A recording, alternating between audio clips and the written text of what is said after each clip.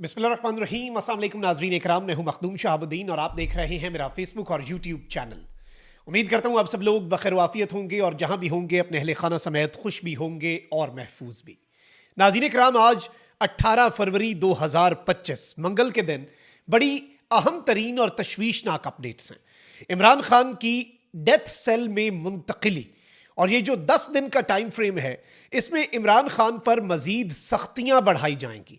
इस हवाले से कल से ही हम खदशात का इजहार तो कर रहे हैं, लेकिन अब कप्तान ने भी खामोशी तोड़ी है और अब इमरान खान साहब ने आर्मी चीफ के हवाले से कहा है कि आर्मी चीफ के हुक्म पर अडियाला जेल में मौजूद कर्नल हमारे साथ यानी कि इमरान खान और बुशरा बीबी के साथ क्या कर रहा है और मकसद क्या है, तोड़ना।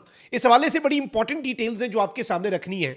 और क्या इस वक्त पाकिस्तान तहरीक इंसाफ ये चाहती है कि एस्टैब्लिशमेंट के साथ मुज़ाकरात हों, या फिर एस्टैब्लिशमेंट की ख्वाहिश जो है उसके लिए बेस बनाई जा रही है? इस हवाले से भी आज एक स्टोरी आई और एस्टैब्लिशमेंट के कासिद ने एक पैगाम दिया। उस पैगाम को हमने एनालाइज करना है कि उसमें क्या वारदात पिन्हा हो सकती है। इसके साथ ही साथ 9 मई केसेस, आज आईनी बेंच पर एक अकेला कप्तान का खिलाड़ी जो है वो भारी पड़ा है। आईनी बेंच के 7 जजेस एक तरफ और कप्तान का एक खिलाड़ी आज सिविलियंस के फौजी अदालतों में ट्रायल के केस में किस तरह से पूरे आईनी बेंच का रंग पीला करने के लिए काफी रहा। इस हवाले से भी इंटरेस्टिंग अपडेट्स हैं जो आपके सामने रखनी है, क्योंकि आईनी बेंच के दांतों में आज पसीना आया है और आज बाज़ाब्ता तौर पर उनके लिए मुश्किलात में इजाफा हुआ है। ये डिटेल्स जो है इन्हीं से बल्कि हम आगाज कर लेते हैं, क्योंकि आईनी बेंच जो है उसके सामने सिविलियंस का फौजी अदालतों वाला ट्रायल का केस चल रहा है।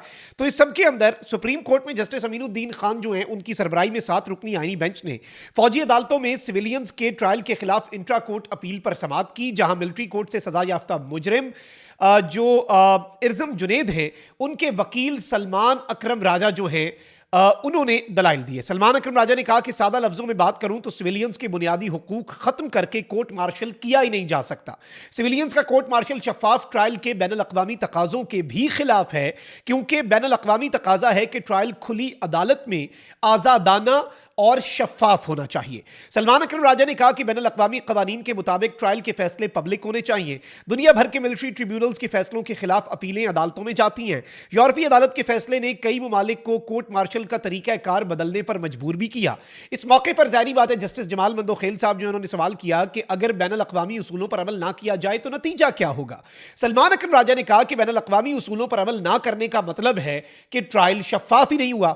जस्टिस मंदोखेल ने कहा और सवाल पूछा कि कोई मुल्क अगर बैनुल अक़वामी उसूलों की खिलाफ वर्जी का मुर्तकिब हो जाए तो क्या होगा। सलमान अकरम राजा ने जवाब दिया कि कुछ बैनुल अक़वामी उसूलों को मानने की पाबंदी होती है और कुछ की नहीं होती। सलमान अकरम राजा ने दलाइल दिए कि शफाफ ट्रायल का आर्टिकल 10A बैनुल अक़वामी उसूलों की रोशनी में ही आइन का हिस्सा बनाया गया, यानी इंटरनेशनल जो एक वज़ा करदा कवानीन है उन्हीं के तहत पाकिस्तान के कॉन्स्टिट्यूशन में आर्टिकल 10A डाला गया, जो फेयर ट्रायल के हवाले से इंश्योर करता है कि हर शख्स को जो फेयर ट्रायल है वो मिले। इस पर जस्टिस नईम अख्तर अफगान ने कहा कि बैनुल अक़वामी उसूलों में कहीं नहीं लिखा कि सिविलियंस का कोर्ट मार्शल नहीं हो सकता। अब जस्टिस नईम अख्तर अफगान ने तो ये बात करनी थी, क्योंकि आज सलमान अकरम राजा ने कोई अगर मगर इफ्स एंड बट्स जो हैं उनसे हटकर डायरेक्टली सिविलियंस का फौजी अदालतों में जो ट्रायल है, कप्तान का खिलाड़ी जो है आज वो पूरे आईनी बेंच पर भारी पड़ा और एंड पे जी नईम अख्तर अफगान साहब को कहना पड़ गया कि जी दुनिया में तो कहीं नहीं लिखा कि सिविलियंस का कोर्ट मार्शल नहीं हो सकता। तो आप ये बता दें कि दुनिया के उसूलों में बहुत कुछ लिखा है कि फेयर ट्रायल, क्या सिविलियंस का कोर्ट मार्शल फेयर ट्रायल के उसूलों के मुताबिक है? क्या वो ओपन समाअत होती है? क्या उसमें वो तमाम तर हुकूक अपने दिफा के लिए मौजूद होते हैं? और सबसे इंपॉर्टेंट चीज देखें, मैं ये कैसे हो सकता है कि मैं एक पार्टी का मुजरिम भी हूं और उसी पार्टी का की अदालत के अंदर वही पार्टी जज हो? ऐसा नहीं होता। अब आप ये देख लें कि पाकिस्तान तहरीक इंसाफ का ये मौक़िफ़ है इस केस के अंदर कि जी एक अफसर, फौजी अफसर जो कि इदारे का मातहत है, उसकी प्रमोशन हर चीज उस पर डिपेंडेंट है, वो ये केस सुन रहा है। वो कैसे अपने इदारे के खिलाफ जा सकता है? इदारा ही कंप्लेनेंट है सिविलियन के खिलाफ। सिविलियन पर इल्जाम ही ये है कि उसने जो इदारे को नुकसान पहुंचाया है, और इदारा खुद ही अपने एक सबऑर्डिनेट से, ये कैसे? तो ये एक वो बेसिक चीज है। और सलमान अकरम राजा जो हैं, उन्होंने जस्टिस नईम अख्तर अफगान साहब जो हैं, उनके इस सवाल के बाद और उनके इन रिमार्क्स के बाद भी मामले को हाथ से जाने नहीं दिया। सलमान अकरम राजा ने अदालत में कहा कि बरतानिया में कोर्ट मार्शल फौजी नहीं बल्कि आजाद जजेस करते हैं। FBLE केस के वक्त आइन में इख्तियारात की तकसीम का उसूल था ही नहीं। पहले तो डिप्टी कमिश्नर और तहसीलदार फौजी ट्रायल्स किया करते थे, फौजदारी ट्रायल्स जो हैं। क्या कहा गया कि अगर DC फौजदारी ट्रायल कर सकता है तो कर्नल साहब भी कर सकते हैं। यानी पहले तो यह कहा जाता था, जो आप केस का हवाला दे रहे हैं वो केस तो है ही पुराना। उस वक्त तो भाई DC जज के इख्तियारात इस्तेमाल करता था, अगर DC करता था तो कर्नल भी कर ले। लेकिन अब ऐसा है नहीं। सलमान अकरम राजा ने मजीद कहा कि अक़वाम मुत्तहिदा की इंसानी हुकूक की कमेटी के मुताबिक पाकिस्तान में फौजी अदालतें आज़ाद नहीं हैं। रिपोर्ट में हुकूमत को फौजी तहवील में मौजूद अफराद को जमानत देने का कहा गया। हुकूमत को यह कहा गया अक़वाम मुत्तहिदा की तरफ से। तो आज अगले पिछले रिकॉर्ड्स जो हैं वो इन्होंने निकाले हैं, और जाहिर बात है कि ये एक बहुत बड़ी डेवलपमेंट है। अच्छा, अब इसके साथ ही साथ नाज़रीन इकराम, एक तरफ तो इमरान खान साहब जो हैं उनकी समातों को 10 दिन के लिए एक ब्रेक डाली गई है, और ये इस वक्त बात आ रही है कि इमरान खान को कैद तन्हाई में रखने का कोई मंसूबा है। और इस वक्त जो मुक़्तदरा के नाम निहाद तर्जुमान सहाफ़ी हैं वो भी ये क्लेम्स करते हैं कि इमरान खान साहब जो हैं उन्हें फौजी तहवील जो है उसमें भी दिया जा सकता है। अल्टीमेटली फैज़ हमीद का ट्रायल भी कंप्लीट होने वाला है, लेकिन उसमें जो ये लोग बात करते हैं वो बड़ी अजीब है। ये कह रहे हैं कि जी खान साहब के ऊपर सख्तियां भी बढ़ाई जाएंगी, ये सब भी होगा। अब ये कल तक हमारा खदशा था, कल तक ये मेरी अंडरस्टैंडिंग थी। जैसे ही मैंने ये खबर सुनी, भाई मुझे लगा कि खान साहब की सेफ्टी और वेलबींग जो है, अब उसके ऊपर बहुत से क्वेश्चंस जो हैं वो रेज हो जाएंगे। लेकिन अब इमरान खान साहब की हमशीरा जो है अलीमा खानम साहिबा, उन्होंने एक बहुत बड़ा इंकशाफ किया, और उन्होंने कहा कि इमरान खान ने बताया है कोर्ट कि जनरल आसिफ मुनीर के हुक्म पर अडियाला जेल में बैठा कर्नल हमारे ऊपर मजीद सख्तियां करवा रहा है। बुशरा बीबी को मुकम्मल तौर पर अकेले रखा गया है ताकि उनका ब्रेकडाउन हो और ये मुझसे डील कर सकें, लेकिन मैं कोई डील नहीं करूंगा। और इस सब के अंदर आप ये देखें नाज़रीन इकराम कि ये कितनी बड़ी स्टेटमेंट है अलीमा खान साहिबा की तरफ से। बल्कि आप ये गुफ्तगू उनकी 1 मिनट की सुने। इसके बाद जो अब ये बयानिया बनाया जा रहा है कि PTI एस्टैब्लिशमेंट से मुज़ाकरात चाहती है, इस स्टेटमेंट से वैसे वो बयानिया तो जबरदस्त हो गया, लेकिन वो बयानिया बनाया क्यों जा रहा है?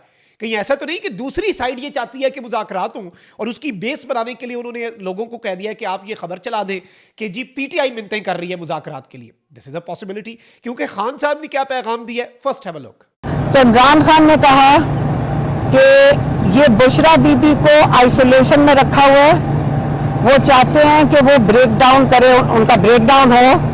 आइसोलेशन एक मुश्किल चीज होती है, आइसोलेशन में वो ब्रेक डाउन हो, वो इसलिए करना चाह रहे हैं ताकि मेरे ऊपर प्रेशर पड़े और शायद मैं मान जाऊं जो भी ये चाहते हैं। तो हमने ये भी पूछा कि ये क्या चाहते हैं, क्योंकि हमें अभी तक नहीं समझ आई कि ये आपसे क्या मांग रहे हैं। उन्होंने कहा जो भी है मैं ये बताना चाहता हूं, उन्होंने कहा कि जाके वाज़ेह तौर पे कह देना कि अगर बुशरा बीबी पे जो प्रेशर डाला जा रहा है ताकि मैं वो ब्रेक डाउन करे और मेरे पे प्रेशर पड़े, ये डायरेक्ट आसिफ मुनीर कर्नल के ऊपर, कर्नल को ऑर्डर देता है, और ये वहां से ये फैसला होता है डायरेक्ट आसिफ मुनीर से, और वो ये मेरे पर प्रेशर डालना चाह रहे हैं। तो अगर वो किस चीज के लिए प्रेशर है, हमें ये उन्होंने हमें बताया नहीं, और हमें नहीं पता कि क्या प्रेशर है इमरान खान के ऊपर।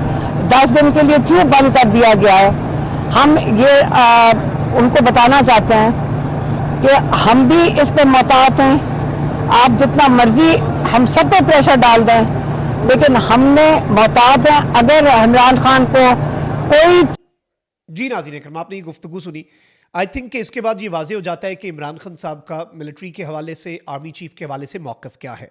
लेकिन अंसार बादशाह साहब ने स्टोरी कर दी जी आज के PTI की एक बार फिर इस्टेब्लिशमेंट से बैक चैनल मुज़ाकरात की कोशिशें, और PTI जो है वो इस्टेब्लिशमेंट के साथ पसे पर्दा बातचीत की ख़्वाहां है, और KP के वज़ीर आला से मुतल्लिक कहा जा रहा है कि वो इस कोशिश में अहम किरदार अदा कर रही हैं। एक बाखबर जरिए ने दी न्यूज़ को बताया कि गंडापुर बातचीत की बहाली के लिए अपने ताल्लुकात का इस्तेमाल कर रहे हैं, ताहम पार्टी के सेक्रेटरी इत्तलात शेख वकास अकरम ने तरदीद की है कि ऐसी कोई कोशिश नहीं हो रही। इस तरदीद के बावजूद जरिए का इसरार था कि PTI इस पसे पर्दा बातचीत को दोबारा शुरू करने के लिए बेकरार है, और गंडापुर को आम शख्सियत समझती है कि वही बातचीत बहाल करवा सकते हैं। क्या आपको अलीमा खान साहिबा की स्टेटमेंट के बाद लगता है कि पीटीआई बेताब है एस्टैब्लिशमेंट के साथ राब्तों के लिए? इमरान खान साहब ने जो मौक़िफ़ और जो बयानिया अपनाया है और जो पीटीआई का ऑफिशियली बयानिया है, उसके बाद एस्टैब्लिशमेंट से बातचीत की आई डोंट थिंक कि गुंजाइश बचती है। लेकिन इस बयानिए बनाने की ज़रूरत क्यों आ गई कि जी पीटीआई एस्टैब्लिशमेंट से मुज़ाकरात के लिए बेकरार है?